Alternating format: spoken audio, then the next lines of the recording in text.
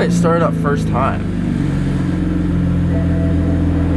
Oh, we got codes. Ruh-roh. That's no good. That's a first. Well, that makes sense, but... Okay. Oof.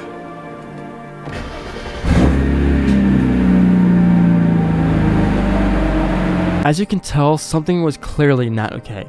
I didn't know if I had a damaged wire, sensor, or didn't plug something back in correctly, so I resorted to using the code reader to find out. Okay, so a majority of these I can already tell that I was supposed to have that, but why is the amplifier? What the hell? Now I'm just... Whoa! Everything is faulting right now.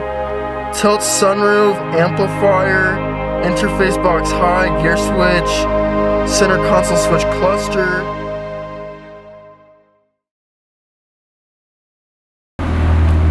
Something doesn't sound too right because I still am getting an engine malfunction, all-wheel drive, plus the fans are already kicking on. And I literally just started this up and it's super cold out. Oh my god. That thing is running so hardcore. Fuel injector rail, pressure sensor, signal.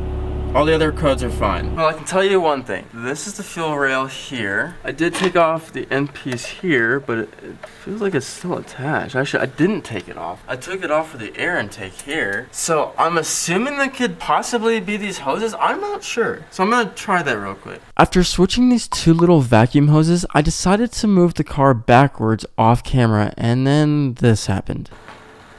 Uh-oh. Okay. Jeez. I mean, this is not a little bit. That's bad. Oh god. So we decided to turn the car back on just to see where the oil was possibly even coming from if we would have the chance to do that. So I turned it on, and honestly, it didn't sound like it was doing too well.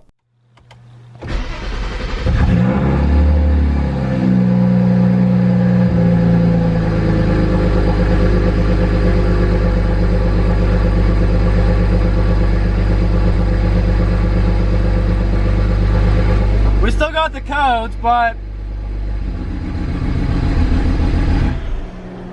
What? You said something. Hang on. And after a fast discovery, we found out where the leak was coming from. So literally every single place here does not have an oil leak.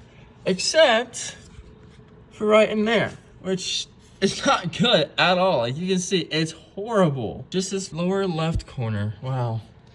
So now we gotta dismantle all this. So absolutely nothing has been broken and or damaged, even on the gasket over here. So I'm not sure what has happened.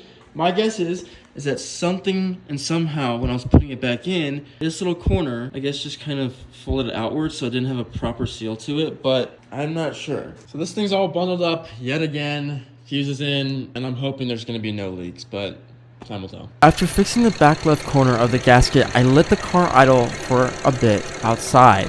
Then I brought it in the garage, and it happened again.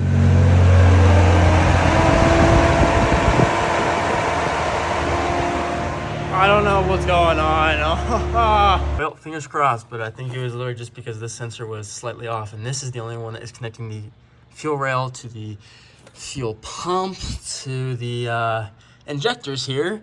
So without this thing on, the fuel pump doesn't get activated, and then it doesn't go to the fuel rail, which means it doesn't get measured, and it doesn't go to the injectors, which means it doesn't get measured to the injectors to pulsate. So I think we're good. And I know I may have gotten that completely wrong, but it seems like that one little sensor that was indeed attached to the fuel rail was the exact cause of why that fan was turning on. So I honestly think what may have happened is that back left corner, so the passenger side back corner, probably got pinched in some way to where when the engine was just on and applying a little bit of boost, it was enough boost to basically, or enough pressure to let the oil just squirt out, and it went everywhere. But I actually am fine on oil. It's just crazy that there's no oil leaks whatsoever. So anything that's burning off that you see is just what was spilled on the exhaust or the hot points of the car. Now do me a favor guys, if you guys are liking this series, go ahead and subscribe and hit that like button because this car is so far from being done and being the M5 GT3 replica.